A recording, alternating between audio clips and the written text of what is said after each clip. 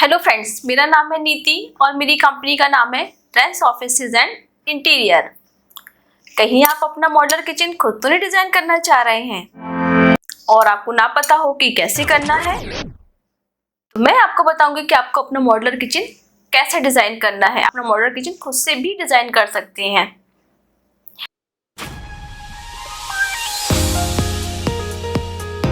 हम बात करते हैं जो सबसे इम्पोर्टेंट, वो है कि हमारा जो स्लैब है, स्टैंडर्ड हाइट होती है स्लैब की, जो कि फ्लोर से स्लैब की हाइट होती है 32 इंच, जिसमें आपकी सारी फिटिंग्स वगैरह आसानी से उसमें आ जाती है। लेकिन ये स्टैंडर्ड है, पर अगर आपकी हाइट बिलो 5 फीट है, मतलब 5 फीट से छोटी है, तो आपको अपने मॉड्यूलर किचन का जो स्लैब है उसको अपने अकॉर्डिंग कस्टमाइज कराना चाहिए कि आप कितने उस पर कंफर्टेबल हैं। क्योंकि कई बार मैंने देखा है कि लोग क्या करते हैं कि उनकी हाइट ज़्यादा होती है या कम होती है और हमने एक स्टैंडर्ड हाइट के अकॉर्डिंग अपना किचन का स्लैब बना दिया, तो फिर नीचे कुछ रखते हैं और उसके ऊपर फिर खड़े होके बनाते हैं, तो ये ठीक नहीं है।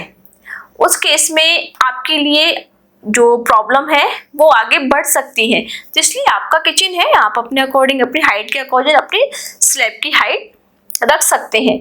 अगर किसी की हाइट 5'8", 5'9" है और अगर आपने उसकी जो स्लैब की हाइट है वो कम ली, तो in future back pain, neck pain और सर्वाइकल का प्रॉब्लम भी स्टार्ट हो जाता है। इसलिए अगर आपकी हाइट ज़्यादा है या कम है, तो मैं नहीं कहूँगी कि आप उसको स्टैंडर्ड हाइट के अकॉर्डिंग चलिए। आप अपनी हाइट के अकॉर्डिंग, अपने कंफर्ट के अकॉर्डिंग अपने स्लैब की हाइट को कस्टमाइज करवा सकते हैं, और ये करवाना भी चाहिए, क्योंकि आपको अपने किचन में काम करना है और आपको अपने किचन में टाइम देना है। तो इसलिए आप अपनी हाइट के अकॉर्डिंग अपनी जो स्लैब है उसकी हाइट को कस्टमाइज करवा सकते हैं। तो ये तो थे जो 4-5 पॉइंट हमने आपके साथ डिस्कस किए कि हमें अपने मॉड्यूलर किचन में इन चीज़ों का ध्यान रख के बनाना चाहिए। लेकिन हर किसी का किचन अलग होता है, किसी का एल शेप का किचन होता है, किसी का पैरेलल किचन होता है, किसी का यू शेप में किचन होता है, तो वो एक डिफरेंट है। लेकिन इन सब में एक सबसे इम्पॉर्टेंट चीज़ होती है जिसे हम कहते हैं ट्रायंगल।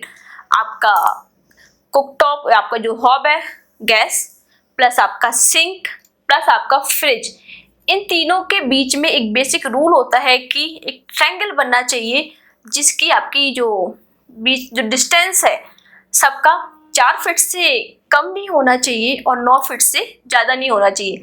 अगर आप अपने किचन में इस रूल को फॉलो करते हुए चलेंगे तो आपका किचन काफ़ी इफ़ेक्टिव होगा और आप उसमें काफ़ी इफ़ेक्टिवली काम कर पाएंगे।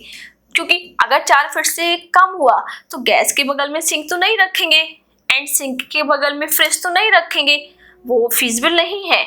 तो उस केस में ये इसका एक रूल है इसको किचन को बनाने का, जैसे ट्रायंगल शेप हम कहते हैं। ट्रायंगल में हम चीज़ों को लेते हैं, फ्रिज, गैस एंड सिंक, इन तीनों के बीच में 4 फीट से कम डिस्टेंस नहीं होना चाहिए और 9 फीट से ज़्यादा का डिस्टेंस नहीं होना चाहिए। अगर आप इस रूल को फॉलो करेंगे तो आपकी किचन बहुत ही इफेक्टिव होगी। आपका काम करने का जो मन है किचन में वो काफ़ी ज़्यादा लगेगा और आप बहुत जल्दी काम कर पाएंगे।